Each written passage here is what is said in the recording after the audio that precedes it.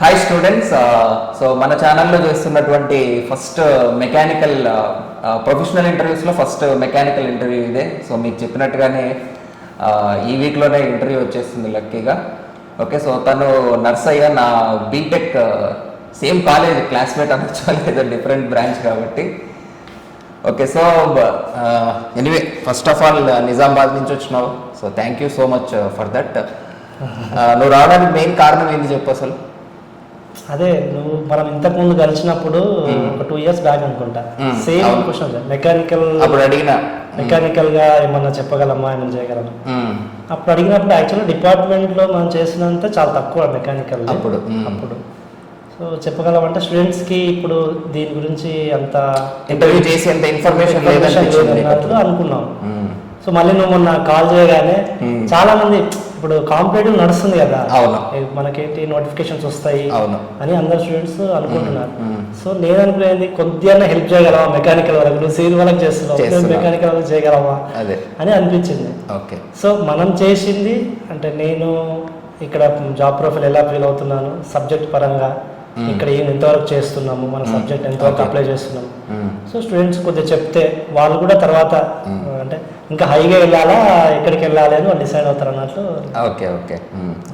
So మొన్న రోజు ఇక్కడ హైదరాబాద్ లో ఉన్నా, నువ్వు జస్ట్ కాల్ చేసే రోజు నువ్వు హైదరాబాద్ నిజామాబాద్ పోతున్నావు. సరే సరే, మామూలుగా జనరల్గా ఫస్ట్ నీ స్టోరీ తోనే స్టార్ట్ చేస్తూ ఉంటాం. బట్ ఇక్కడ నా స్టోరీ ఒకటి చెప్తాను. గోకరాజులో నీకు గుర్తుందా లేదో, 2008లో జరిగింది ఇది. మెకానికల్ కి నాకు ఒక చిన్న కనెక్షన్ ఉంది, ఏందో చెప్తా, గుర్తుందేమో. ఒకే రూమ్ లో ఉండేవాళ్ళం. అయితే అప్పుడు ఏం జరిగిందంటే 1 month తర్వాత మనకు బ్రాంచ్ ఇది షెఫిల్ అయ్యే ఆప్షన్ ఇస్తారు, గుర్తుందా? బిఫోర్ 3rd కౌన్సిలింగ్ ఉండింది నాకు. అది వచ్చినారు కొంతమంది షెఫిల్ అయ్యారు. అయితే మెకానికల్ లో ఒకతను మీ బ్రాంచ్ లో అతను సివిల్ కి వస్తా అన్నాడు, గుర్తుందా? అప్పుడు నేను నీతో అంటుండే, ఇంకా నేను మీ క్లాస్లోకి వచ్చేస్తారా అని అంటుండే, గుర్తుందా లేదో మరి. ఆడు వస్తా అన్నప్పుడు ఇంకా నేను డిసైడ్ అయిపోయి, అప్పుడు గోకరాజులో మెకానికల్ చాలా ఫేమస్ ఉండే, అప్పటికి చాలా చాలా మంచి పేరు ఉండేది. ఫ్యాకల్టీస్ ఉన్నారు, ప్రాజెక్ట్స్ కూడా లైవ్ ప్రాజెక్ట్స్ బాగా చేయిస్తారని మంచి టాక్ ఉండేది. నేను ఇంకా మెకానికల్కి వెళ్దామని ఫిక్స్ అయిపోయి 1 month పడుతుంది ఇది ప్రాసెస్ కన్నారు. ఆ 1 month ఒక్క క్లాస్ కూడా ఉండలేదు సివిల్, అసలు ఒక్క రికార్డు కూడా రాయలే. ఇక నాకేం అవసరం రా, నేను మెకానికల్ పోతున్నా అన్నట్టు ఉండేవాడిని నేను. అప్పుడు నువ్వు టాప్ ఫస్ట్ నాదే ఎంసెట్ లో టాపర్ వాళ్ళకి ఫస్ట్ ప్రిఫరెన్స్ ఉండేది. నాకు వచ్చేస్తుందని నేను ఫిక్స్ అయిపోయినాక ఇక మెకానికల్కి వెళ్ళిపోతున్నా, ఈ క్లాసులు నాకెందుకు అని అనుకున్నా. కరెక్ట్ ఇంకా ఒక 2 days లో షిఫ్టింగ్ అయిపోతుంది అనే టైంలో మీ ఫ్రెండ్ ఎవడో వాడు వస్తా అన్నవాడు హ్యాండ్ ఇచ్చినాడు. అంటే మీ ఫ్రెండ్సే కన్విన్స్ చేసినారంట, అరే నీకేమైనా బుద్ధి ఉందా, ఇంత మంచి బ్రాంచ్ వదిలేసి సివిల్ కి పోతా అంట, సంథింగ్ ఏదో వాళ్ళు కన్విన్స్ చేసినారు. నేను 2 sections ఉంటాయి, ఏ సెక్షన్ బి సెక్షన్. 2 ఉన్నాయా మీకు? ఏ సెక్షన్ లో నేను వెళ్ళిపోయాను, బి సెక్షన్ వాళ్ళు నువ్వు అన్నట్లు అప్పుడు ఎంసెట్ లో ఫస్ట్ అంటే టాప్ లో ఉన్న వాళ్ళు బి సెక్షన్ లో ఉండేవాళ్ళు. ఓకే, సో అప్పుడు నేను ఏ సెక్షన్ లో ఉండవచ్చు. అచ్చా, సివిల్ నుంచి ఒక అమ్మాయి వచ్చింది మెకానికల్ కి. లేదు రాలే, వచ్చింది. ఎట్లా వస్తుంది? నా ర్యాంక్ ఇంకా ముందు ఉంది కదా. లేడీయా మరి ఒక లేడీ వచ్చినారు సివిల్ నుంచా? ఎలా వస్తుంది మరి నాకు ఛాన్స్ రాకుండా? అయితే మరి కేటగిరీ ఒకరైతే వచ్చినట్లు నాకు ఐడియా ఉంది. ఇదేంటి ఇష్టం నాకు తెలియకుండా, నాకే తెలియదు వెళ్ళిపోయినట్టు. ఐటీ నుంచి వచ్చినారు. ఐటీ నుంచి ఏమన్నా? నా క్లాస్ లో ఫస్ట్ నాకే కదా రావాలి ఛాన్స్. నువ్వే టాప్ లో ఉన్నావని ఐడియా ఉంది. అదే నేను వెళ్ళిపోతాను ఫిక్స్ అయినా. ఇక బిఫోర్ 2 days ఇంకా తెలిసింది, నాకు మైండ్ బ్లాక్ అయిపోయింది. అప్పుడు నుంచి స్టూడెంట్స్ అందరూ ఇప్పుడు అదృష్టం ఉంటుంది కదా, సివిల్ వెళ్తా. నన్ను మెకానికల్ నాకుంది మీ ఫ్రెండే. నేను ఈరోజు సివిల్ లో ఉన్నాను అంటే అదే మరి ఎవరు కన్విన్స్ చేసినారు? తర్వాత అడిగినా ఏంటి రీజన్ అని అడిగితే 2008 నుంచే కదా సివిల్ స్టార్ట్ అయింది మన కాలేజ్. ఫస్ట్ బ్యాచ్ మాదే. ఏముండేది కాదు అసలు, క్లాస్ రూమ్ ఉండేది కాదు. ఫస్ట్ పీరియడ్ ఇక్కడ కూర్చుంటే నెక్స్ట్ పీరియడ్ ఈ క్లాస్ లో కూర్చోవాలి. అందరినీ ల్యాబ్ లో కూర్చోబెట్టారు కంబైన్డ్ కొన్ని రోజులు. హెచ్ఓడి లేరు, మీ మెకానికల్ ఎస్ఓఎం ఫ్యాకల్టీనే మాకు హెచ్ఓడి ఉండేవాడు, ఫ్యాకల్టీస్ లేరు. సరే వెళ్ళిపోదామని ఫిక్స్ అయినా లాస్ట్కి అది నాకు గోకరాజు మెకానికల్ ఉన్న ఒక చిన్న స్టోరీ అన్నట్టు. సరే, తర్వాత గోకరాజు కాలేజ్ ఎలాగో చెప్పేసాం కాబట్టి, సో ఫస్ట్ కాలేజ్లో ఎలా ఉంది గోకరాజ్ కాలేజ్లో మెకానికల్ చదివే టైంలో? మెకానికల్ నువ్వు అన్నట్లు ఇప్పుడు గోకరాజ్లో మెకానికల్ అంటే టాప్. టీచింగ్ వైజ్ లెక్చర్స్ బాగున్నారు. ప్లస్ ల్యాబ్లు అన్నీ బాగానే ఉంటాయి. ల్యాబ్లు మనకి ఇప్పుడు ముందు నుంచి ఉన్న బ్రాంచ్ కాబట్టి ల్యాబ్స్ కూడా అన్ని ఇన్ఫర్మేషన్ కానీ ఎస్ఎన్ ల్యాబ్ కానీ అన్నీ బాగున్నాయి. ఫ్యాకల్టీకి వచ్చేసరికి మా దాంట్లో అంటే నాకు కూడా సెకండ్ ఇయర్ థర్డ్ ఇయర్ వరకు సబ్జెక్ట్ మీద అంత అంటే నడుస్తుంది అట్లే నడిపించినాం. ఇప్పుడు మీ దాంట్లో మామూలుగా చాలా మంది విన్నా నేను, ఈ మేడీజీఎస్ లో చాలా మంది వెళ్ళారంట కదా, నాకు పేర్లు గుర్తులేవు కానీ 2-3 పేర్లు విన్నా నేను. కోచింగ్ చెప్పే కాలేజ్ మానేసి ఇక అటు షిఫ్ట్ అయ్యి ట్రిపుల్ అతను ఒకతను మేడీజీకి వెళ్ళాడు అనుకుంటా. ఐడియా లేదా? ఓకే చెప్పు. మా టీచింగ్ అదే ఎట్లుండింది? టీచింగ్ బాగుంటుంది. ఇప్పుడు మా థర్డ్ ఇయర్కి వచ్చేసరికి యాక్చువల్గా మా దాంట్లో మెయిన్ అడ్వాంటేజ్ ఏమైందంటే మన దాంట్లో స్వదేశ్ కుమార్ సింగ్ అని ఆయన ఐఏఎస్. స్వదేశ్ కుమార్ సింగ్ ఇక్కడ ఉండేవాళ్ళు ఆయన యూపీ అతను ఇక్కడ ఉండేవాళ్ళు. ఇక్కడ మన కాలేజ్లో జాయిన్ అయ్యాడు. ఓకే. సో నాకు సబ్జెక్ట్ వచ్చిందంటే ఆయన ద్వారానే. ఓకే. థర్డ్ ఇయర్లోనే GATE coaching Lakshmi Narasimha institute అని అక్కడ వివేకానంద నగర్లో పెట్టాడు. అవునా? సో మాకు తక్కువ కాస్ట్కే గేట్ కోచింగ్ ఇప్పించాడు.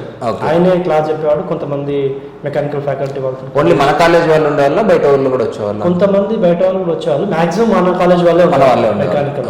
ఎంత తీసుకున్నాడు ఫీజు అప్పుడు? తక్కువ 8,000 10,000. 8,000 గేట్ కోచింగ్ అప్పట్లో.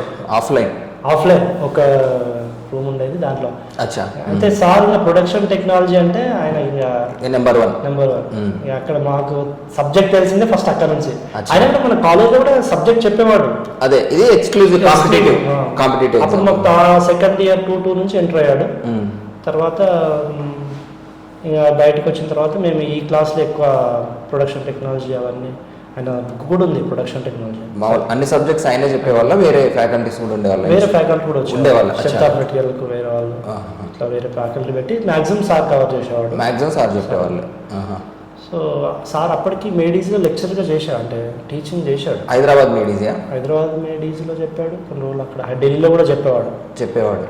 అది మానేసి గోకరాజ్కి వచ్చారా? అప్పుడు కంటిన్యూగా చేస్తున్నాడు అని అనుకుంటున్నాను. కంటిన్యూషన్ చేస్తున్నాడు. ఇక్కడ కూడా కొన్ని రోజులు చేశాడు. సింగ్ అంటే మేడీజీనే ఉంటారు ఎక్కువ. బి సింగ్, జస్పాల్ సింగ్, చాలా అమిత్ సింగ్, చాలా మంది ఉంటారు సింగ్. ఇక అప్పుడు నేను కోచింగ్ సార్ ఉన్నాడు అంటే మేము బయట కోచింగ్లో ఎక్కువ ఇంట్రెస్ట్ చేయలేదు. ఓకే. ఇప్పుడు అప్పటికి మేడీజీ ఇవి ఉన్నాయి కదా, ఏస్లో కూడా మెకానికల్ చెప్పేవాళ్ళు. మెకానికల్ వెళ్ళినారు. నా రూమ్లో ఒక అతను కూడా వెళ్ళాడు. అక్కడ కూడా చెప్పేవాళ్ళు. కానీ మేము థర్డ్ ఇయర్లో ఇది నేర్చుకునే గేట్ రాసినాము. అప్పుడు అందరికి మంచి ర్యాంకులు వచ్చినాయి. ఓకే. థర్డ్ ఇయర్లో 2011 అని గైడ్. అప్పుడు పేపర్ ఏంటంటే ఈజీగా వచ్చింది. ఓకే. సో ఆల్మోస్ట్ మా క్లాస్లోనే మా కోచింగ్ వచ్చిన అతనికి 2000-3000 ర్యాంక్ వచ్చింది. ఓకే. ఆల్ ఓవర్ ఇండియాలో. కానీ నెక్స్ట్ టైం నాకు అప్పుడు 7,000 వచ్చింది. నెక్స్ట్ టైం 4th ఇయర్లో రాస్తే ర్యాంక్ ఇక్కడికి వెళ్ళిపోయింది. మళ్ళీ పేపర్ టఫ్ వచ్చింది.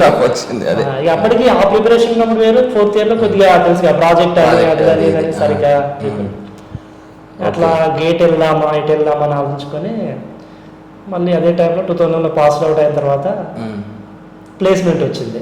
ఎక్కడ వచ్చింది? మన కాలేజ్లో ఇక్కడ పటాన్చేర్లో విఏజీ వాల్స్ అని. ఓకే. కోరే మెకానికల్. అప్పటికి మెకానికల్ ప్లేస్మెంట్ ఎట్లుండే గోకరాజ్లో? తక్కువే వచ్చింది. కోర్ తక్కువ. ఒక 4-5 కంపెనీస్ ఉంటాయి. ఓకే. మిగతా సాఫ్ట్వేర్ తెలుసు కదా, టీసీఎస్ నాకు వచ్చింది. టీసీఎస్ ఇవన్నీ వెళ్ళిపోయేవారు. ఓకే. మెకానికల్ హుండై వస్తుంది, కోకోకోలా వచ్చింది, ఇంకోటి ఈ విఏజీ వాల్స్ అని ఆ టైంలో వచ్చింది. అది చాలా తక్కువ మంది పోయినాము. ప్యాకేజ్ అప్పుడు ఎంత 2.4 తక్కువే స్టార్టింగ్. కోర్లో తక్కువే ఉంటాయి. అప్పుడు స్టార్టింగ్ గ్రాడ్యుయేట్ ట్రైనింగ్ ఇంజనీర్గా తీసుకున్నారు. అదే. సో నాకి ఏమిటంటే మన కాలేజ్ నుంచి ఒక 5 మెంబర్స్ సెలెక్ట్ అయినాము. 5 మెంబర్స్ సెలెక్ట్ అయితే దాంట్లో ఫస్ట్ పర్సన్ వేరే ఉన్నా, అంటే వాళ్ళు పెట్టింది ఓన్లీ FMHM మీద. FMHM సబ్జెక్ట్ మామూలు బేసిక్ క్వశ్చన్. ఎగ్జామ్ పెట్టినారు. ఎగ్జామ్ తర్వాత ఇంటర్వ్యూ తీసుకున్నారు. డైరెక్ట్ వాకిన్ అనుకున్నా. లేదు, ప్లేస్మెంట్ కాలేజ్ పెట్టేసి తర్వాత ఇంటర్వ్యూ చేసి తీసుకున్నాను. సో ఫస్ట్ అతను ఎన్సీసీకి వెళ్ళిపోయినాడు. వాడు మెకానికల్ క్యాండిడేట్ గా ఎన్సీసీకి వెళ్ళిండు. నేనే ఇంకా ముందరకు వచ్చేసాను. ఒకసారికి ఆ టైంలో ఆ మేనేజర్ ఉండి సరే డిజైన్లో చేయను అని డిజైన్ ఇచ్చినాడు. ఓకే. సో డిజైన్స్కి వెళ్ళి ఉంటాను. అక్కడ ఇంకా వర్క్ నేర్చుకుంది అంటే సబ్జెక్ట్ పరంగా వర్క్ నేర్చుకుంది బయట ఏంటి అనేది ప్రాక్టికల్ నాలెడ్జ్ అనేది అక్కడ నేర్చుకున్నా టోటల్గా. ఓకే. 2012 జూలైలో జాయిన్ అయినా. 2012 జూలైలో జాయిన్ అయినా. ఓకే.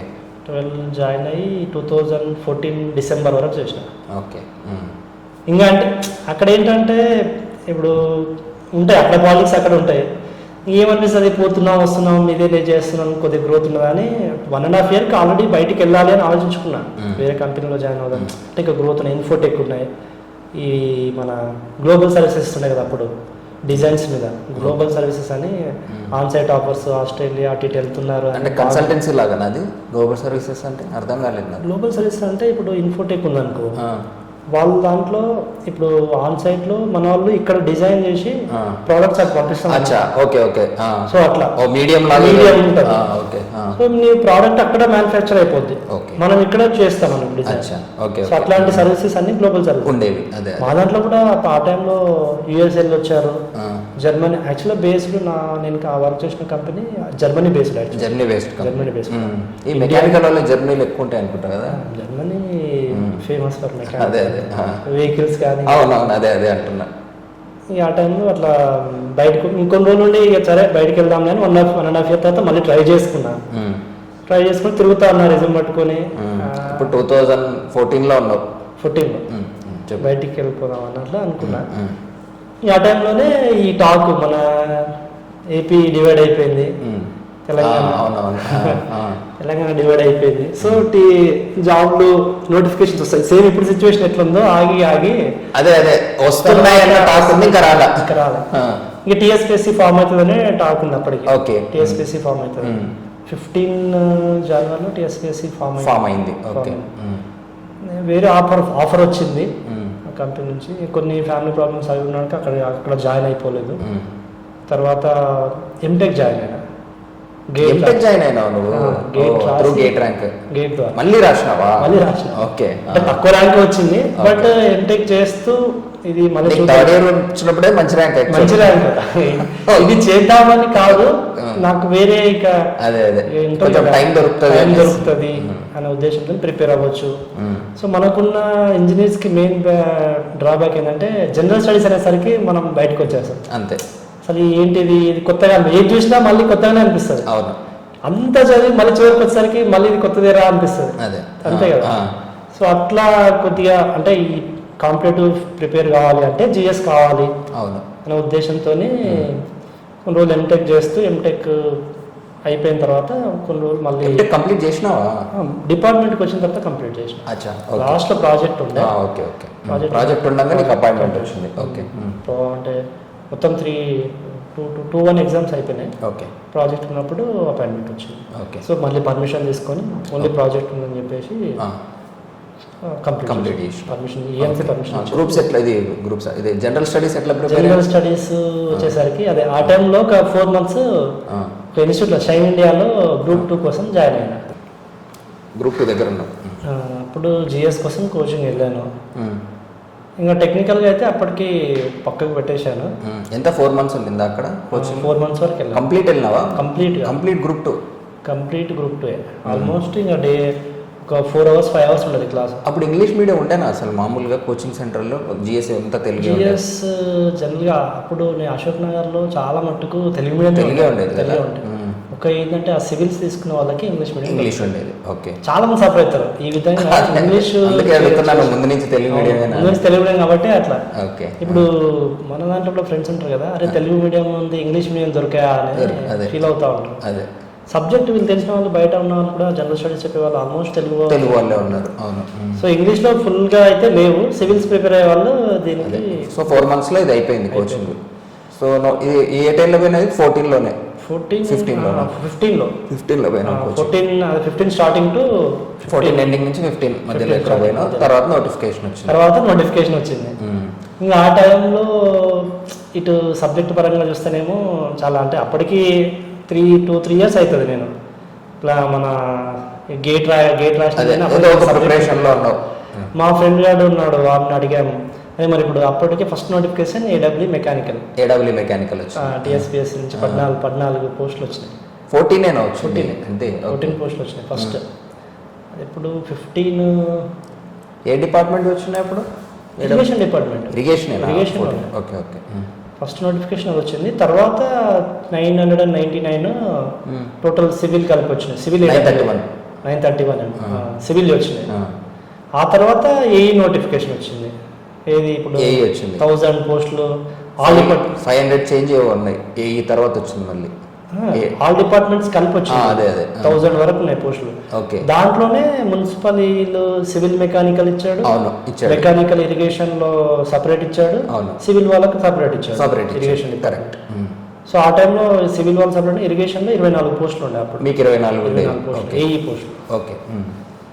సో ఇది ఏడబ్ల్యూ రాజా నాకు అంత సాటిస్ఫై లేదు. ఏడబ్ల్యూ బారాయిలా అది ఆన్లైన్ ఎగ్జామ్. టెక్నికల్ పోయిందా జిఎస్ పోయిందా? అక్కడ టెక్నికలే. జిఎస్ బాగానే రాశా.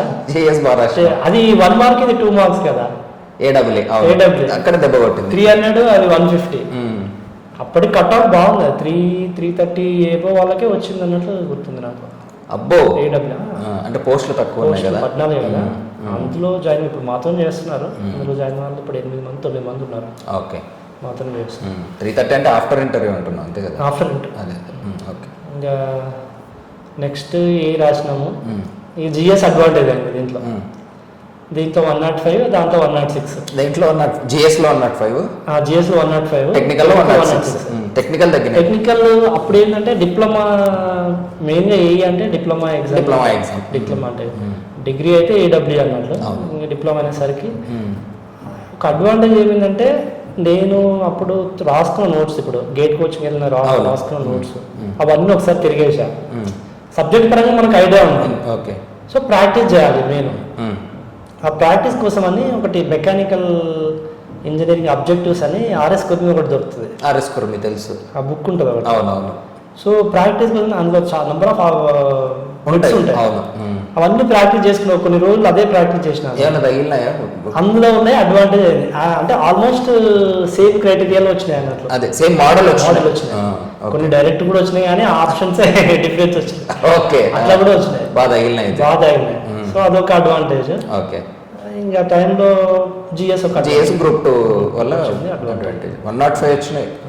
అవి చాలా బాగా వచ్చినాయి. ఇంకా అదేంటంటే జిఎస్ యాక్చువల్గా మనకున్న క్రైటీరియా ప్రకారం మనం ఇంజనీర్స్ జిఎస్ పోదు కదా. అప్పుడు నేను ఆ 3-4 మంత్స్ చేసింది ఏంటంటే డైలీ పేపర్, ఏదో ఒక పేపర్, మన తెలుగు పేపర్, ఈనాడ, ఆంధ్రజ్యోతి పేపర్ కూడా చదివాడు. ఎందుకంటే అక్కడ వింటా ఉన్న కొద్దీ ఇదా దీని ఫ్లో ఇట్లా ఉంటుంది. ఇప్పుడు ఇండియన్ హిస్టరీ ఉంటుంది, అసలు ఎక్కడ మొదలుపెట్టి ఎటు నుంచి పోవాలి, దాని లింక్ ఏంటి, దాని పొలిటికల్ గా లింక్ ఏంటి, ఆ టైంలో మన ఈ రాజ్యాంగం ఎట్లా నడిచింది, అసలు దానికి దీనికి లింక్ ఏంది అనేది ఒక మనం కోచింగ్ తీసుకోవడం వల్ల నాకు అర్థమైంది. అప్పుడు ఆ పొలిటికల్ సైన్స్ని మన ఇప్పుడు దాని ఏమంటారు బుక్స్ అక్కడ చెప్పిన లెక్చరర్స్ చాలా మంది ఏం చేసేవాళ్ళు ఈ సమకాలీన అంశాలతోనే లింక్ చేసేవాళ్ళు. Okay. Present situation Telangana bifurcation అయింది, ఏ విధంగా బైఫర్కేషన్ అయింది, దానికి మన రాజ్యాంగం ఏమిచ్చింది, కరెంట్ డేటాతో అప్పుడు మనకు ఈజీగా గుర్తుంటాయి. సో ఆ అంశాలు బట్టి అట్లా పేపర్ డైలీ చదువుకుంటూ వచ్చి మనం ఫస్ట్ పేజ్ లాగానే చాలా ఉంటాయి కానీ అవన్నీ మనకు అవసరం లేదు. మనకు కావాల్సింది బిట్టు క్వశ్చన్ వచ్చిందా ఆన్సర్ చేసిన అనేది. అట్లా కొన్ని టాపిక్స్ వస్తాయి. కొందరు కేసులు వేసినా కానీ ఇప్పుడు పిల్లు వేస్తారు, పిల్లు గురించి ఏముంటది మనం చిన్న చిన్నగా అక్కడక్కడ ఇస్తారు, అవి మనం చూడం. అట్లాంటి లింక్ చేసుకుని నువ్వు ఒకసారి మళ్ళీ బుక్ తిరిగేసినావు అనుకో, అవి ఈజీగా మనకు ఎక్కడ అర్థమవుతుంది, క్వశ్చన్ కూడా ఈజీగా చేసేయచ్చు. అట్లా చాలా మటుకు ఉపయోగపడ్డది. మళ్ళీ ఇంకోటి ఏంటంటే పేపర్లో మనం చేయాల్సింది, అంటే చాలామంది స్టూడెంట్స్ ఏదో పైన చూసేసి దాంట్లో ఏదో రాసుకున్నాం, ఎడిటోరియల్ పేజ్ ఉంటుంది. మెయిన్ మిస్ చేసేది అదే. ఒక కాంపిటేటివ్ ఎగ్జామ్ ప్రిపేర్ అవుతున్నామంటే ఎడిటోరియల్లో చాలా వాళ్ళు అనాలిసిస్ మొత్తం రాస్తారు. ఒక ఎడిటోరియల్ డైలీ చదివితే నీకు ఆల్మోస్ట్ ఆ డేలో కానీ ఆ 15 days లో జరిగింది ఏంటి, మళ్ళీ దాని పూర్వం ఏముండేది అనేది అనాలిసిస్ అంతా ఉంటుంది. అది ఎప్పుడు మనకు తెలిస్తే అర్థమవుతుంది, ప్రతి అవగాహన సబ్జెక్ట్ లేదు. ఇక నేను 1947లో స్వతంత్రం వచ్చింది దాన్ని చదువుకుంటా పోతా అంటే అది అర్థం కాదు. అట్లా సో సెలెక్ట్ అయినా ఎప్పుడు 2016 కదా అపాయింట్మెంట్? 2016 జూన్లో మేలో అపాయింట్మెంట్ ఇచ్చారు. అపాయింట్మెంట్ తర్వాత ట్రైనింగ్ ఉండిందా ఏమన్నా? అపాయింట్మెంట్ తర్వాత డైరెక్ట్ పోస్టింగ్ ఎక్కడ వచ్చింది మరి? పోస్టింగ్ నాకు జూరాల డ్యామ్ గద్వాల్ ఇచ్చారు. గద్వాల్, ఓకే. అయితే జూరాల డ్యామ్ జోనల్ పోస్టులు కదా, నేటివ్ నిజామాబాద్ అయినా జోన్ 6 కి సెలెక్టెడ్, జోన్ 6 అవును. జోన్ 6 లో ఎక్కడైనా రావచ్చు. ఇటు సైడ్ జోన్ 5 సపరేట్. సో అక్కడ మహబూబ్నగర్ అప్పుడు జోన్ 6 కాబట్టి కూడా. నీ ప్రాపర్ ఎక్కడ బేసిక్ గా? నిజామాబాద్. నీ ప్రాపర్ నిజామాబాద్. ఓకే. నిజామాబాద్ అయితే అక్కడ ఇవన్నీ జోన్ 6 లో ఉండే కాబట్టి అప్పుడు మళ్ళీ ఏంటి, ఆ టైంలో అపాయింట్మెంట్ ఇచ్చే టైంలో హరీష్ రావు గారు వచ్చారు. మెకానికల్ వాళ్ళని మెకానికల్ దగ్గరనే యూజ్ చేసుకుంటా, ఎలక్ట్రికల్ వాళ్ళని ఇట్లా మీరు అక్కడే ఉండాలి, వేరే చోట మీరు ఫోర్స్ చేసి మీరు ఇక్కడ మీ దగ్గర ఉందని వేయించుకోవద్దు అని అట్లా చెప్పారు. సో ఆ టైంలో అపాయింట్మెంట్ అక్కడ డ్యామ్ దగ్గర అవసరం ఉంది. సో వాళ్ళు పోస్టింగ్ ఇచ్చారు అక్కడ. సో వెళ్ళిపోయి జాయిన్ అయిపోయినా జూన్లో. ఓకే. జాయిన్ అయిపోయిన తర్వాత నెక్స్ట్ మెకానికల్ వర్క్. యాక్చువల్లీ అక్కడ మా వర్క్ ఏముండేదంటే, ఫస్ట్ ట్రైనింగ్ ఇచ్చిరా ఏమన్నా? స్టార్టింగ్ లో ట్రైనింగ్, అపాయింట్మెంట్ అయితే అపాయింట్మెంట్ ఇచ్చింది, జాయిన్ అయిపోయినాము. జాయిన్ అయిపోయిన తర్వాత ఒక 2 months కి ఇండక్షన్ కోర్స్ అని ఇచ్చారు. ఇండక్షన్ ట్రైనింగ్ ఒక 1 week ఇచ్చారు. 1 week స్టార్టింగ్ అది. సో వాట్ ఈస్ వాట్ అనేది కొద్దిగా చెప్పారు. హైదరాబాద్లోనే వాలంటీరీ అని ఇక్కడ రాజీవ్ నగర్లో ఉంటుంది, అక్కడ రాజేంద్ర నగర్. సార్ ఇప్పుడు అక్కడ సేమ్ అటు పెద్ద హోటల్ లా ఉంటుంది కదా? మామూలు క్యాంపస్ టైప్ లోనే ఉంది. అక్కడ అగ్రికల్చర్ రీసెర్చ్ కూడా నడుస్తూ ఉంటుంది. ఓకే. సో దానికి డైరెక్టర్ ఇప్పుడు డిపార్ట్మెంట్ నుంచే వాలంటీర్ డైరెక్టర్ అని ఉంటాడు. ఓకే. సో ఎస్సీ వాళ్ళందరూ వచ్చారు, సీనియర్ అఫీషియల్స్ అందరూ వచ్చారు. అక్కడ సపరేట్ ఒక టీచింగ్ ట్రైనింగ్ అంటే ఏముండింది మామూలుగా? ట్రైనింగ్ అంటే మాకు చెప్పిన 1 week లో ఏంటి, బేసిక్ నాలెడ్జ్, ఏఈ ఏంటి, నీ రెస్పాన్సిబిలిటీ ఏంటి, కోర్ సబ్జెక్ట్ చెప్పారా? అది తర్వాత 3 months లో చెప్పారు. నెక్స్ట్ మళ్ళీ ట్రైనింగ్ అన్నట్టు. సో ఇది కంబైన్ అందరికి సివిల్ కు మెకానికల్ కలిపి పెట్టేసి ఒక 40 members 60 members కి అట్లా పెట్టేసి, మేము 16 లో ఏఈ బ్యాచ్ వేరేమైతే ఒక వాళ్ళు ఒక 200 members, మేము ఒక 24 members ఉన్నాం, 22 members. సో వీళ్ళందరినీ కలిపి కొన్ని బ్యాచ్లు చేసినట్లు ఒక 6 batches. అదే రోల్స్ రెస్పాన్సిబిలిటీస్ ఇవన్నీ ఏంటి, సో తర్వాత మీకు ఎలాంటి వర్క్ ఉంటుంది అనే దాని గురించి కొద్దిగా ఇంట్రడక్షన్ చెప్పారు. తర్వాత నెక్స్ట్ వచ్చేసరికి 3 months ట్రైనింగ్. 3 months training. ఇది ఎక్కడ ఉంది? సేమ్ అక్కడేనా? మొత్తం మన ట్రైనింగ్ ఇవ్వడానికి ఇన్స్టిట్యూట్ అది. అదే తెలుసు, సివిల్ వాళ్ళు కూడా, నా ఫ్రెండ్ కూడా అక్కడే తీసుకున్నాడు. డిపార్ట్మెంట్ అందరికి అక్కడే జరుగుతుంది. నెక్స్ట్ 3 months లో ఏంటంటే ఇంకా మెకానికల్ బ్యాచ్ వాళ్ళందరినీ సపరేట్ చేశారు. అప్పుడు ఏడబ్ల్యూ 14 పోస్టులు ఉన్నా చూడు, వాళ్ళని మా ఈ మెకానికల్ వాళ్ళని కలిపి ఒక కోచింగ్ ట్రైనింగ్ ఇచ్చినారు. ట్రైనింగ్ ఇచ్చేసి దాంట్లో ప్యూర్ మెకానికల్ గానే మెకానికల్ ఇచ్చి కొన్ని సివిల్ సబ్జెక్టులు, టోటల్ స్టేషన్ నేర్పారు. టోటల్ స్టేషన్ అంటే కెనాల్ స్ట్రక్చర్ ఎట్లుంటుంది, నెట్వర్క్ అన్ని బేసిక్ టాపిక్స్ అని చెప్పుకోవచ్చు. సో ఇరిగేషన్లో యాక్చువల్గా మెకానికల్ సపరేట్, ఎలక్ట్రికల్ సపరేట్ అనేది ఏం లేదు. సో అన్ని కంబైన్గా చేయాల్సిందే. మెకానికల్ వర్కే చేయాలని లేదు. కొందరు ఇప్పుడు వాళ్ళు ఉండాలి, నేను మెకానికల్లో ఉండాలి అనుకుంటే మెకానికల్ చేయడానికి కూడా ఉంది ఆపర్చునిటీ. సో ఆ టైంలో కంబైన్గా ఇచ్చారు, ఏడబ్ల్యూలకి ఏలకు కలిపి ట్రైనింగ్ ఇచ్చారు. మెకానికల్గా వెళ్ళింది, సివిల్ కూడా కొన్ని నేర్పించారు. అప్పుడు డిజైన్స్ అవి సివిల్ ఎట్లుంటుంది, స్ట్రక్చర్ ఎట్లుంటుంది అనేది అది కూడా చెప్పారు. చెప్పి బయటకు సేమ్ మళ్ళీ సేమ్ పోస్టింగ్ ప్లేస్కి వెళ్ళాం. మళ్ళీ అక్కడ ఏముంది వర్క్ రెగ్యులర్గా అన్ని మేము మ్యాక్సిమం మేము జాయిన్ అప్పటి నుంచి 2016 జాయిన్ అప్పుడు జూరాల డ్యామ్ మెయింటెనెన్స్ ఉండే మాకు. Maintenance Jurala dam maintenance.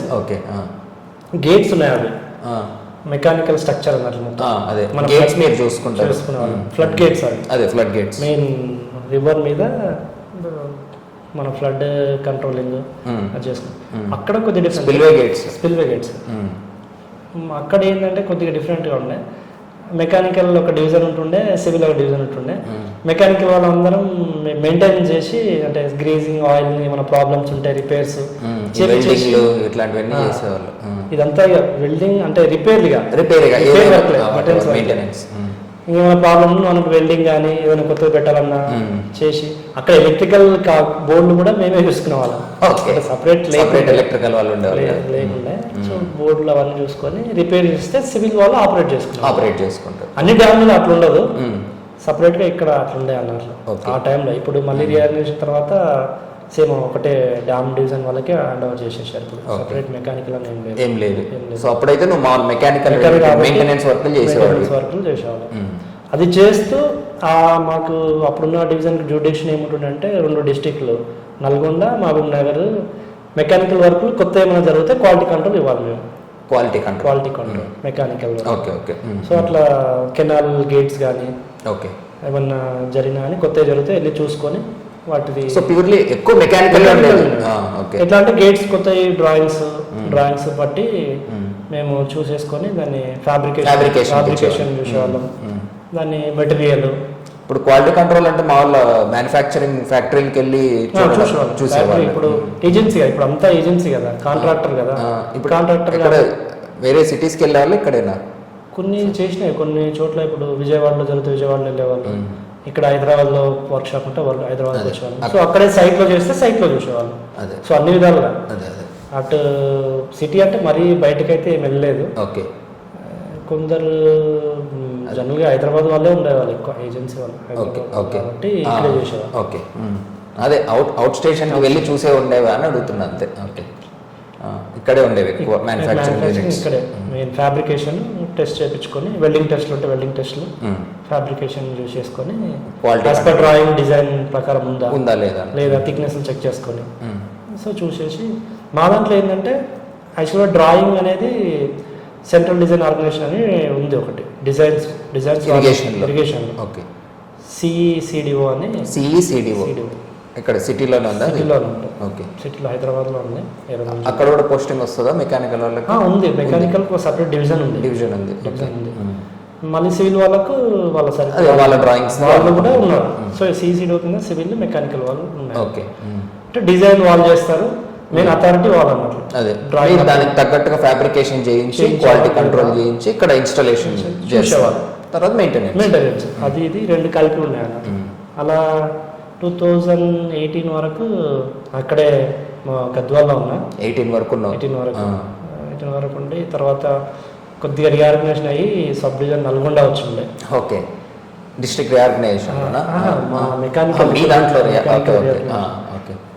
Actually ఈ డివిజన్ అంతా నాది గద్వాల్ డివిజన్. మాకు ప్యారలల్గానే ఇటు సైడ్ చూసుకోవడానికి హైదరాబాద్, ఇటు నిజామాబాద్, వరంగల్ ఇవి చూసుకోవడానికి ఇంకో డివిజన్ ఉంది ఇక్కడ హైదరాబాద్లో, ఖైరతాబాద్లో. అది పాత వర్క్షాప్ అంటున్నట్లు దాన్ని. ఇది డిపార్ట్మెంట్లోనే గేట్స్ ఎరెక్షన్ చేసి ఫ్యాబ్రికేషన్ చేసి ఒక పెద్ద వర్క్షాప్ ఉంది ఇక్కడ. మన పీడబ్ల్యూ వర్క్షాప్ అని, పీడబ్ల్యూడి వర్క్షాప్ అని ఉంది. డిపార్ట్మెంట్ ఇప్పుడు ఏజెన్సీస్ రాకుండా ముందు డిపార్ట్మెంట్ వాళ్ళే ఫిట్టర్స్ వాళ్ళు ఉండి, మెషినరీ ఉండి, ఫ్యాబ్రికేషన్ చేసేవాళ్ళు. పోస్టులు కూడా పడుతూ ఉంటాయి, ఫిట్టర్లు, ఫ్యాబ్రికేటర్లు ఉన్నాయి చూడు. అట్లాంటి ఇప్పుడు ఎవరు లేరు. ఇప్పుడు లేబర్ ఎవరు లేరు, అంత మెషినరీ లేదు. ఇప్పుడు నార్మల్ వేకెన్సీ లిస్ట్ లో కనిపిస్తున్నాయి. పోస్టులు అయితే ఉన్నాయి. ఇప్పుడు జనరల్ అయితే వర్క్ ఇన్స్పెక్టర్లు, ఎంఎంలు అయితే వాళ్ళు కొంతమంది ఉన్నారు. ఇక మిషనరీ అయితే ఉంది. అప్పుడు ప్యారల్గా మాకు ఇక్కడ ఒక డివిజన్ ఉండేది అన్నట్టు. సో హైదరాబాద్ మిగతా డిస్ట్రిక్ట్ సంబంధించినంత క్వాలిటీ కంట్రోల్, మెకానికల్ సంబంధించినంత వాళ్ళు చూసుకునేవాళ్ళు. ఇక ఆ టైంలో నేను 19 తర్వాత నల్గొండకు వచ్చి చూసిన తర్వాత మొన్న 2021లో ఏమైందంటే ఆ డివిజన్ని తీసేసి ఒకటే డివిజన్ చేసారు అన్నట్లు. అది హైదరాబాద్ డివిజన్ చేసినారు. సో డిపార్ట్మెంట్లో ఒక మెకానికల్ సర్కిల్ ఉంది యాక్చువల్గా. ఇప్పుడు మేము చేసే వర్క్లకి అప్పుడు కూడా ఒకటే సర్కిల్ ఆఫీస్ ఉంది. మెకానికల్ సర్కిల్ అని ఒకటి ఉంది. దాని కిందనే ఇప్పుడు ఈ మెకానికల్ మెయింటెనెన్స్ వర్క్లు చూసుకోవడం. బోత్ మల్టీ జోన్ 1, 2 అదేనా? అంతే, మొత్తం ఇప్పుడు స్టేట్ మొత్తం ఒకటే. సో ఇప్పుడు ఈ ప్రాజెక్టులు ఇవ్వలేదు ఇప్పుడు మెకానికల్ వాళ్ళకి. అంటే చేసేవాళ్ళు ఉన్నారు, మెకానికల్ వాళ్ళే ప్రాజెక్టుల దగ్గర చేస్తున్నారు. కానీ ఈ స్పెషల్గా మెకానికల్ డిజైన్కి వచ్చేసరికి ఓన్లీ క్వాలిటీ కంట్రోల్, కొత్త వర్క్లో చూడడము, అండ్ వర్క్లు జరిగిన వాటికి చూసి రిపేర్ వర్క్లు అయినా చూసి వచ్చి క్వాలిటీ కంట్రోల్ చేయడం, మెయిన్ క్వాలిటీ కంట్రోల్. మళ్ళీ సేమ్ టైం ప్రాజెక్టుల మీద మాన్సూన్ టైంలో వెళ్ళి ఫ్లడ్ గేట్స్ ఇన్స్పెక్షన్ చేయడం, మెకానికల్ పార్ట్స్ ఏమైనా రిపేర్స్ రెగ్యులర్ ఇన్స్పెక్షన్ చేయడం. సో ఆ పార్ట్ అంతవరకు ఈ జాబ్ ప్రొఫైల్ మెయిన్ దీంట్లో. ఓకే 18 తర్వాత స్టోరీ 18 తర్వాత స్టోరీ అదే ఇక నల్గొండ వెళ్ళినా, నల్గొండ చూసిన 2020 వరకు నల్గొండదే వర్కులు, మెకానికల్ వర్కులు సేమ్ ఇంత క్వాలిటీ కంట్రోల్. అప్పుడు ప్రాజెక్ట్ లేదు నాకు, అక్కడ ఉన్న వాళ్ళకు ప్రాజెక్ట్ ఉండే జూరాల డ్యామ్. నేను ప్రాజెక్ట్ అవసరం ఉంటే వెళ్ళేవాడిని. తర్వాత 18 నల్గొండ వర్క్లో చూసేవాడిని. ఇంకా 20 వరకు 2020 వరకు 21లో 20 నువ్వు హైదరాబాద్లో లేవా? లేదు అప్పుడు. ఓకే 21లో రియాగ్నేషన్ అయింది. ఓకే రియాగ్నేషన్ అయిన తర్వాత అప్పుడు హైదరాబాద్కి వచ్చా.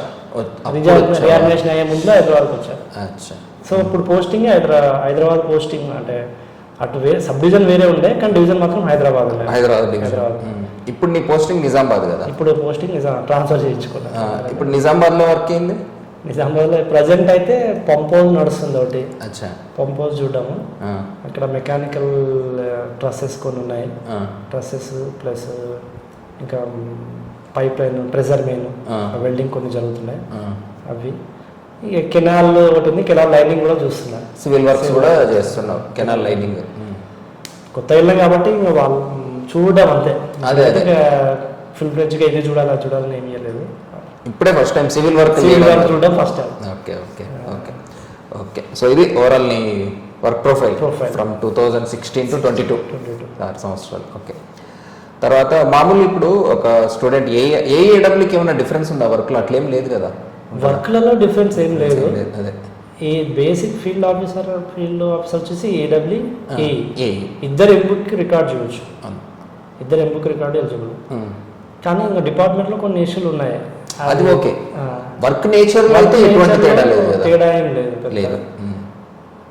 అందరూ సేమే. ఓకే. నార్మల్గా ఇప్పుడు ఒక ఏఆర్ ఏడబ్ల్యూ రిక్రూట్ అయిన తర్వాత ఎన్ని వేస్ ఆఫ్ పోస్టింగ్ వస్తుంది మనకు? ఒక మెకానికల్ ఇంజనీర్ అంటే ఇప్పుడు నువ్వు క్వాలిటీ కంట్రోల్ అన్నావు, అదేదో డ్రాయింగ్ డిపార్ట్మెంట్ అన్నావు, సిడిఓ, ఇంకా ఇంకా ఏమున్నాయి?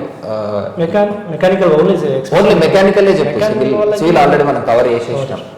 మెకానికల్ చెప్పి ఈ మెకానికల్ డివిజన్లో వర్క్లు ఇవి quality control and monsoon inspections. Type of postings చెప్పు నాకు. ఇప్పుడు డ్రాయింగ్లో పడతారా ఏడబ్ల్యూలు? ఏడబ్ల్యూలు పడతారు, ఏఈలకి అయితే ఆపర్చునిటీ లేదు అక్కడ. లేదు, ఏడబ్ల్యూకి ఆప్షన్. ఓకే. సిడిఓలో ఓకే, అక్కడ ఒక డిజైన్ వింగ్ ఉంది, ఓకే, డివిజన్ ఉంది. సో దాంట్లో వెళ్ళొచ్చు. ఓకే. నెక్స్ట్ మెకానికల్ సర్కిల్లో మెకానికల్ సర్కిల్. నెక్స్ట్ డ్యామ్ల చోట అయినా కానీ సివిల్ ఉన్నా కానీ డ్యామ్ల చోట మెయింటెనెన్స్ కూడా మెకానికల్ వాళ్ళు చేస్తారు. ఇప్పుడు ఎక్కువ సివిల్ వాళ్ళకి ఇచ్చేస్తున్నారు, అది అట్లేం లేదు. సివిల్లో అంటే డివిజన్ సివిల్ అయినా కానీ మనం ఏడబ్ల్యూ డిపార్ట్మెంట్ వచ్చిన సపరేట్ అయినా, నేను మెకానికల్ అయినా కానీ అప్లై చేయొచ్చు, డ్యామ్ మెయింటెనెన్స్ దగ్గర ఉండొచ్చు. సో అది కన్స్ట్రక్షన్ వాళ్ళు కానీ అక్కడ ఉన్న డివిజన్ కానీ అందులో తీసుకొని అక్కడ మెయింటెనెన్స్ ఇంట్రెస్ట్ ఉన్న వాళ్ళు మెకానికల్ వాళ్ళు అక్కడ చేయొచ్చు. ఓకే. సో మళ్ళీ పంప్ హౌస్లలో ఉన్నాయి. పంప్ హౌస్లలో మెయిన్ ఇప్పుడు చాలా ఇరిగేషన్స్ వచ్చినాయి కదా. అవునవును. పంప్ హౌస్లలో మెకానికల్, సివిల్, ఎలక్ట్రికల్ కూడా ఉంటుంది. సో మొత్తం కన్స్ట్రక్షన్ అప్పుడు అందరూ ఉంటున్నారు. సో కంబైన్ దీంట్లో మెయిన్ ఏంటంటే పక్కా ఇక్కడ సివిల్ వాళ్ళే ఉండాలి, మెకానికల్ వాళ్ళే ఉండాలని ఏం లేదు. సో ఎలక్ట్రికల్ వాళ్ళు సివిల్ వర్క్ చేస్తున్నారు, సివిల్ వాళ్ళు ఎలక్ట్రికల్ వర్క్ చేస్తున్నారు. ఓకే. సో కొన్ని పంపు మట్టికి అయితే మెయింటెనెన్స్ అప్పుడు ఎలక్ట్రికల్, మెకానికల్ అయితే అవసరం అవుతుంది. మెయిన్ అక్కడైతే ఖచ్చితంగా వాళ్ళు ఉంటున్నారు. ఇప్పుడు సబ్స్టేషన్ ఏమో ఎలక్ట్రికల్ వాళ్ళు చూసుకుంటారు. సో కొన్ని సబ్స్టేషన్లు ట్రాన్స్కో వాళ్ళే చూసుకుంటున్నారు ప్రజెంట్ డిపార్ట్మెంట్లో. తర్వాత చిన్న అయితే మన డిపార్ట్మెంట్ ఎలక్ట్రికల్ వాళ్ళు చూసుకుంటారు. తర్వాత పంపుకు సంబంధించిన అవన్నీ అక్కడ ఉన్న మెకానికల్ వాళ్ళు చూసుకుంటారు. తర్వాత ఈ కంట్రోల్ ప్యానల్స్ అవి ఉంటాయి కదా, అంటే ఈ సేఫ్టీ ఎక్విప్మెంట్స్ వాటికి సంబంధించిన పవర్ ఇచ్చేంత వరకు ఇదంతా ఎలక్ట్రికల్ వాళ్ళు చూసుకుంటున్నారు ఆ టైప్. ఓకే.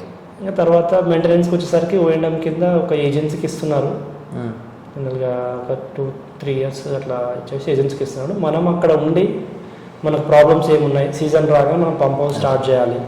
స్టార్ట్ చేసినప్పుడు ప్రాబ్లమ్స్ ఏమి అంతలోకి మనం ఎస్టిమేట్ వేసుకొని అండ్ శాంక్షన్ చేయించుకొని వర్క్ చేయించుకోవాలన్నమాట. ఓకే. సో మెకానికల్గా, ఎలక్ట్రికల్గా అయినా. ఓకే. ఇప్పుడు మామూలు నీకు ఇన్ హ్యాండ్ శాలరీ ఎంత వస్తుంది? ప్రజెంట్ కాబట్టి అక్కడ హెచ్ఆర్ఏ తగ్గుద్ది, అక్కడ తగ్గుద్ది. ఇక్కడ ఎంత వచ్చేది? ఇక్కడ 75K వచ్చింది. 75 వచ్చేది 6 yearsకి. ఇప్పుడు ఫ్రెషర్స్కి ఎంత రావచ్చు అంటావు? బేసిక్ అది గుర్తులేదా? బేసిక్ అంటే పిఎస్సీలో చేంజ్ అయింది అదే నేను చూస్తాను. ఏఈలకు తక్కువ ఉంటుంది ఆటోమేటిక్గా, ఏడబ్ల్యూలకి అయితే పిఎస్సీలో బాగా వచ్చింది. సో ఇప్పుడు మామూలు మీ డిపార్ట్మెంట్ హైరార్కీ చెప్పు, AE AW department same Panchayat Raj RMP ఎట్లుందో అట్లే. బేసిక్ ఏఈ ఏడబ్ల్యూ, తర్వాత డిప్యూటీ ఎగ్జిక్యూటివ్ ఇంజనీర్, తర్వాత సూపరింటెండెంట్ ఇంజనీర్ సిఈ, తర్వాత head of the department ENC. Present మన రియాగ్నేషన్ తర్వాత డిపార్ట్మెంట్లో ఈఎన్సీ జనరల్, ఈఎన్సీ చూసాను, అట్లా వచ్చాయి. ఓకే. సో ఇంకా ఏమైనా ఇంపార్టెంట్ పాయింట్స్ ఉన్నాయా స్టూడెంట్స్కి చెప్పాల్సినవి? ఓవరాల్ వర్క్ ప్రొఫైల్ కవర్ చేసినాం, టైప్స్ ఆఫ్ వర్క్స్, పోస్టింగ్స్ అన్ని కవర్ చేసినాం. సో ఇంకేమైనా ఇంపార్టెంట్ కవర్ చేయాల్సిన ఉన్నాయా మీ డిపార్ట్మెంట్ రిలేటెడ్? డిపార్ట్మెంట్ అదే మెకానికల్గా అయితే చూసుకుంటే అంతే. చాలా ఇప్పుడు మనం ఫ్యాబ్రికేషన్ పరంగా నేర్చుకోవచ్చు చాలా వరకు. ఫ్యాబ్రికేషన్ బయట చూడకపోతే ఇక్కడికి వచ్చిన తర్వాత చాలా చూసాను. తర్వాత నేను అక్కడ డిజైన్లో చేసింది కొద్దిగా నాకు ఫెచ్ అయింది అన్నట్లు. ఇక్కడ అంటే అక్కడ 2.5 years ప్రైవేట్లో చేశాను. సో అక్కడ చేసింది ఏంటంటే డిజైన్, అసలు యాక్చువల్ డిజైన్ ఎట్లా చేస్తారు, మన ఇన్పుట్ ఏంటి, మనకు కావాల్సింది ఏంటి అనేది, డ్రాయింగ్స్ ఏంటి, డ్రాయింగ్ సాఫ్ట్వేర్స్ ఉంటాయి దానిలో. నేను అప్పుడు దాని సాలిడ్ వర్క్స్ మీద కొన్ని రోజులు చేశాను. SolidWorks okay. SolidWorks AutoCAD Inventor అని ఉంది. ఆటోక్యాడ్ ఇన్వెంటర్, ఆటోక్యాడ్ వాళ్ళది ఆటోక్యాడ్ ఇన్వెంటర్ ఉంది. 3D మోడలింగ్, అదే 3D మోడలింగ్. తర్వాత ఆటోక్యాడ్. బేసిక్గా ఆటోక్యాడ్ అందరం చేసినాము. ఈ డిజైన్లో ఇవి చేసేవాళ్ళు. ఓకే. సో దాంట్లో డిజైన్స్ ప్రకారం మనం చదువుకునే డిజైన్ మెంబర్స్ వేరు. ఇప్పుడు బుక్లో మనం ఇప్పుడు అన్ని క్యాలిక్యులేషన్ అవును. సో మనం ప్రాక్టికల్ డిజైన్కి వచ్చేసరికి కొద్దిగా డిఫరెంట్ ఉంటుంది. సో ఆ ప్రాక్టికల్కి మన బుక్ నాలెడ్జ్కి అక్కడ ఒక 2 years అర్థమైంది అన్నట్లు. తర్వాత ఇక్కడికి వచ్చిన తర్వాత మ్యాక్సిమం మెటీరియల్ సైన్స్ ఏంటి, మెకానికల్ వర్క్ అయితే material science important. Main material సైన్స్తోనే ప్రతి మెంబర్ ఇప్పుడు ఎకనామికల్గా డిజైన్ చేయాలంటే స్టెయిన్లెస్ స్టీల్ పెట్టాలా, ఎంఎస్ పెట్టాలా, బ్రాంజ్ పెట్టాలా. సో దాని ప్రాక్టికల్ నాలెడ్జ్ ఉంటేనే నీకు ఇది ఏది తీసుకోవచ్చు, ఎకనామికల్గా ఎట్లా డిజైన్ చేయగలవు అది కొద్దిగా అక్కడ దాన్ని బట్టి యూజ్ అవుతుంది. ఏ సబ్జెక్ట్ అన్నా? మెటీరియల్ సైన్స్ బట్టే ఇంకా ఈ డిజైన్ మెంబర్స్, ఈ ప్రొడక్షన్ మ్యానుఫ్యాక్చరింగ్, ఇదంతా బేసిక్ అయితే ఇదే, దానికి సంబంధించింది బేసిక్. అంటే మీకు ఎక్కువ ఈ సబ్జెక్ట్స్ వస్తాయి అన్నట్టు ప్రాక్టికల్ అయితే ఇవే. ప్రొడక్షన్ టెక్నాలజీ తెలిసి ఉండాలి, ఎందుకంటే ఒక ఇప్పుడు ఈ వెల్డింగ్ ఇదంతా ఏ సబ్జెక్ట్ లో ఉంటుంది మీకు? ప్రొడక్షన్ టెక్నాలజీలోనే వెల్డింగ్, మెటల్ ఫార్మింగ్, మ్యానుఫ్యాక్చరింగ్. ఇది మన మ్యానుఫ్యాక్చరింగ్ కూడా ప్రొడక్షన్ లోనే ఉంటుంది. అదే దాంట్లోనే మొత్తం వచ్చేస్తుంది. మెషినింగ్. ఓకే. సో ఈ మెటీరియల్ ఫార్మేషన్ నుంచి కంప్లీట్ గా తయారైనంత వరకు ఇదంతా ప్రొడక్షన్ సబ్జెక్ట్. మనం ఎట్లా ఇప్పుడు ఒక మెటీరియల్ తీసుకొని దాని ఒక షేప్ చేయాలి, ఒక ప్రోడక్ట్ రావాలి అంటే పెద్ద ప్రోడక్ట్ ఉన్నాయనుకో దాన్ని కాస్టింగ్ చేస్తే ఈజీగా అయిపోతుంది. సో ఏ మెటీరియల్ మనం కాస్టింగ్ చేయగలం. ఇప్పుడు చిన్న ప్రోడక్ట్ తీసుకొని దాన్ని కాస్టింగ్ చేస్తే అది దానికి ఒక డై, మన కోప్ అండ్ డ్రాగ్ కావాలి, దానికి శాండ్ కావాలి, మెటల్ని మోల్టెన్ మెటల్ చేయాలి, పోర్ చేయాలి. సో ఇదంతా దానికి ఒక ప్యాటర్న్ కావాలి. అలా కాకుండా మనం అదే మెటీరియల్ని ఎంఎస్ కానీ ఫ్యాబ్రికేషన్ టైప్ మెటీరియల్ తీసుకొని చేసినాం అనుకో ఈజీగా అయిపోతుంది. సో అప్పుడు ఎప్పుడు తెలుస్తుంది నీకు ఆ మెటీరియల్ ప్రాపర్టీస్, ఆ మెటీరియల్ సైన్స్ ఐడియా ఉంటే ఈ మెటీరియల్తో ఈజీ అయిపోతుంది. కాస్టింగ్ మోస్ట్లీ ఏంటంటే క్యాస్ట్ ఐరన్కి వెళ్తాం, క్యాస్ట్ ఐరన్ కానీ క్యాస్ట్ స్టీల్ కానీ. సో ఫ్యాబ్రికేషన్ అంతా ఎంఎస్కి వెళ్తాం. ఫ్యాబ్రికేషన్ అయితే ఎంఎస్ బైల్ స్టీల్. ఇంకా మెషినింగ్ ప్రాసెస్లలో మనకు కావాల్సిన షేప్ కావాలి, థ్రెడ్డింగ్ ఇలాంటివి ఉంటే ఎంఎస్ రామ్ తీసుకోవచ్చు. వాటిని థ్రెడ్డింగ్ అవసరం ఉంటే మెషినింగ్ ప్రాసెస్కి వెళ్తాం. సో ఇక్కడ సర్ఫేస్ క్లీన్ చేసుకోవాలి, సర్ఫేస్ చేయాలంటే మెషినింగ్ ప్రాసెస్. సో అందరికి జనరల్గా బేసిక్గా మెకానికల్ వాళ్ళకి ఈ మెషిన్ ఐడియా ఉంటుంది. సబ్జెక్ట్ తెలుసుకుంటే తర్వాత వచ్చిన తర్వాత ఈజీ అవుతుంది, ప్రాక్టికల్గా కూడా ఈజీ అవుతుంది.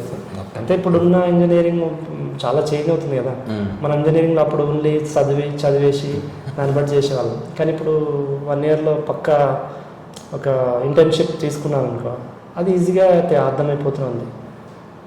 మెషినింగ్ ఏమేమి ఉంటాయి, మెషిన్స్ ఏమి ఇప్పుడు అన్నీ అడ్వాన్స్డే. పాత అంటే కన్వెన్షనల్ ఉండేవా, ఇప్పుడు అంతా సిఎన్సి వచ్చేసింది. ఈ ప్రోగ్రామింగ్ ఉంటుంది, ఇట్లా పెట్టేసి ఒక మెటీరియల్కి హోల్ వేయాలి అంటే ఈజీగా ప్రోగ్రామింగ్ చేస్తే అయిపోతుంది. ఓకే. అంతవరకు స్టూడెంట్స్కి అంటే నేను ఏంటంటే ఇప్పుడు గేట్ ప్రిపరేషన్లో గేట్ సబ్జెక్ట్ సంబంధించి మెకానికల్లీ గేట్కి ప్రిపేర్ అయిన వాళ్ళు మ్యాక్సిమం గేట్ సబ్జెక్ట్స్ అన్నీ తరోగా ప్రిపేర్ అయితే ప్లస్ స్టేట్ లెవెల్లో ఉన్న టీఎస్పీఎస్సీ ఎగ్జామ్స్కి ప్రీవియస్ పేపర్స్ అన్నీ సాల్వ్ చేయాలి. ఆ టైంలో ఇప్పుడు స్ట్రెంత్ ఆఫ్ మెటీరియల్ బాగానే ఉంటుంది మన టీఎస్పీఎస్సీ వాళ్ళకు ఎక్కువ స్ట్రెంత్ ఆఫ్ మెటీరియల్ ఎఫ్ఎంహెచ్ఎం ఇస్తూ ఉంటారు. అప్పుడు ఏడబ్ల్యూకి 2 పేపర్లు ఉన్నాయి కదా, సివిల్కి కామన్ పేపర్ ఒకటి, సపరేట్ మెకానికల్ సివిల్ 2012 వరకు 16 నుంచి వేరే అయింది. సో ఉండవు 10 నిమిషాలు ఇంటర్వ్యూ అవుతుంది. సో గేట్ ఎగ్జామ్కి సంబంధించిన బేసిక్ నాలెడ్జ్ అంతా గేట్ ఎగ్జామ్లో ప్రిపేర్ అయ్యే వాళ్ళంతా బేసిక్ నాలెడ్జ్ ఉండి ఈ టీఎస్పీఎస్సీ ఏడబ్ల్యూ పేపర్స్ అన్నీ ప్రిపేర్ అవుతాయి. దాంట్లో వచ్చిన క్వశ్చన్స్ బట్టి టాపిక్ ఏది బాగా స్ట్రాంగ్గా ఉందని ప్రిపేర్ అవుతాయి మాత్రం ఏడబ్ల్యూ కొట్టేయచ్చు. దాంట్లో అసలు డౌటే లేదు. సేమ్ బేసిక్ క్వశ్చన్సే ఉంటాయి. అప్ టు అంటే ఒక 60% అయితే అబోవ్ యావరేజ్ స్టూడెంట్ రాసేయచ్చు. రిమైనింగ్ 40% అది కొద్దిగా ఇన్డెప్త్గా ఉంటుంది, థింక్ చేసేలా ఉంటుంది, అంతే కదా. అవును. సో నీకు అప్పుడు 211 వచ్చినాయి కదా, నీకు ఓపెన్ కోటాలోనే అది ఓపెన్ కట్ ఆఫ్ ఎంత ఐడియా ఉంది అప్పుడు? ఓపెన్ కట్ ఆఫ్ యాక్చువల్లీ అప్పుడు ఏమైందంటే జెన్కోకి చాలా మంది వెళ్ళిపోయినారు. ఓకే. అప్పుడు 2016లో బల్క్ పడ్డాయి, జెన్కో పడ్డాయి, ట్రాన్స్కో పడ్డాయి, తర్వాత ఇటు టీఎస్పీఎస్సీ పడ్డాయి. సో వీళ్ళు ఏంటంటే మెకానికల్ పోస్టులు అటు వెళ్ళిపోవడం వల్ల అక్కడ చాలా మంది వచ్చింది, ఇక్కడ వచ్చింది. సో మేమేం చేసినామంటే ఇప్పుడు జెన్కోకి ఆ టైంలో ఏమంటే కొద్దిగా బైఫర్కేషన్ ద్వారా కేసులు వేసినారు జెన్కో మీద. ఓకే, అవునవును. సో జెన్కో ఇస్తారు, అపాయింట్మెంట్ ఇస్తారో లేదని డౌట్ కొద్దిగా వచ్చినారు. ఏడబ్ల్యూ ఏఈ వచ్చిన వాళ్ళు కూడా అక్కడ ఏఈ జెన్కో వచ్చిన వాళ్ళు కూడా ఈ వెరిఫికేషన్కి వచ్చారు. ఓకే, అట్లా చాలా మంది వచ్చారు. మేము అనుకున్నాము, అరే మీరు జెన్కోకి వెళ్తారు కదా, మళ్ళీ ఇటు ఎందుకు, అవసరం లేదు కదా అంటే, మాకు అక్కడ వస్తుందో రాదో తెలియదు కదా అని వాళ్ళు వచ్చామన్నారు. సో అట్లా వాళ్ళకి అపాయింట్మెంట్ ఇచ్చేసరికి మేము ఏం చేసినాం, అక్కడ ఎవరెవరు క్యాండిడేట్లు ఉన్నారో ఓయూ జేఎన్టీయూ వీళ్ళందరినీ ఒక లిస్ట్ తయారు చేసుకున్నాం. చేసి ఆ క్యాండిడేట్ని విల్లింగ్నెస్ అడిగినాం, నువ్వు అక్కడ జాయిన్ అయిపోయినావు కదా, ఇక్కడ రావు కదా అనేసరికి అవును మేము రాలేం కానీ అట్లా వచ్చి టీఎస్పీఎస్సీలో కల్పించాం కూడా. ఒక 10 మంది జెన్కో వాళ్ళు వచ్చి అప్పుడు గంట చక్రప్ప అని చైర్మన్ ఉండే కదా, వచ్చి ఆ సార్ని కలిశారు కూడా. కలిసి సార్ ఇట్లా ఉంది సార్ అంటే, సరే మీరు విల్లింగ్నెస్ ఇవ్వండి అని వాళ్ళు ఒక ప్రొఫార్మా పెట్టారు, రిల్లింగ్ ప్రొఫార్మా పెట్టారు. సో ఎవరైతే ఇక్కడ వచ్చిన వాళ్ళు ఉంటే నేను ఇంటర్వ్యూ చేసేటప్పుడు ఒకవేళ నాకు అది వస్తే ఇది తీసుకొని కూడా అని ఏడాదిలోకి మళ్ళీ పెట్టినారు. టీపీపీఓ వాళ్ళు పడ్డ తర్వాత అట్లా తీసుకున్నారు. ఆ ఇష్యూ ఫస్ట్ అప్పుడు వచ్చింది. సో కట్ ఆఫ్ వచ్చేసరికి ఓసీలో 220 వరకు 220 ఇనిషియల్గా 220 ఉండింది. ఇరిగేషన్లో 220. ఇప్పుడు నీకు 211 కదా, నీకు ఎట్లా వచ్చింది మరి? ఫస్ట్ మార్క్ అంటున్నావా? టాపర్ మా దాంట్లో ఇప్పుడు మేము జాయిన్ అయిన వాళ్ళలో టాపర్ 220. ఓకే, 300కి 220. సో 5 ఉండే ఓపెన్లో 5 పోస్టులే, 5 పోస్టుల్లో థర్డ్ వచ్చింది. ఆ ముందర వాళ్ళు ఉన్నారు అరౌండ్ 210 అలా ఉండండి వచ్చింది కట్ ఆఫ్ అయితే 209 వరకు వచ్చింది. 209కి వచ్చింది. Okay okay okay. ఇక మామూలు రిజర్వేషన్లో అయితే వచ్చినాయి. అయితే ఇక్కడ ఏంటంటే రోస్టర్ పాయింట్ ఉంది కదా, రోస్టర్ పాయింట్లో చూస్తే మొన్న ఒకసారి నువ్వు చేసినప్పుడు అబ్జర్వ్ చేశాను. రోస్టర్ పాయింట్ నాది 9/1 ఇది రోస్టర్ పాయింట్. అప్పుడు తెలిసింది నీకు? అపాయింట్మెంట్ లో ఇస్తారా? అక్కడ రోస్టర్ చూసుకున్నామో అపాయింట్మెంట్ లో ఇచ్చారు, 9/1 ఇచ్చారు. సో నేను అప్పుడు సెర్చ్ చేశాను అసలు ఏంటి ఇది అనేది. 100 ఎవ్రీ 100కి సర్కిల్స్ తిరుగుతూ ఉంటాయి. ఓసీ ఉమెన్ కి ఫస్ట్, కాకపోతే పిఎస్సి మార్క్స్ వచ్చేసరికి థర్డ్ ఉంటుంది నాది. Okay okay okay. రోస్టర్ 9/1, పిఎస్సికి వచ్చేసరికి ఇప్పుడున్న మా డిపార్ట్మెంట్లో అప్పుడు కొద్దిగా ప్రాబ్లమ్స్ ఉండే, Zone 5 Zone 6 అని కొద్ది ఇష్యూలు ఉండే. సో ఇప్పుడు ఏంటంటే పిఎస్సి మార్క్స్ ప్రకారమే కంప్లీట్ మెరిట్ లిస్ట్ బేస్డ్, ఇంకా రోస్టర్ కాకుండా మెరిట్ ప్రమోషన్స్ వస్తున్నాయి. ఓకే, ప్రమోషన్స్ అట్లా నడుస్తున్నాయి. ఓకే, మనకంటే బ్యాచ్ వైజ్ వస్తూ ఉంటుంది. మా దాంట్లో ఇప్పుడు ప్రమోషన్ అంటే చాలా డిలే ఉంది.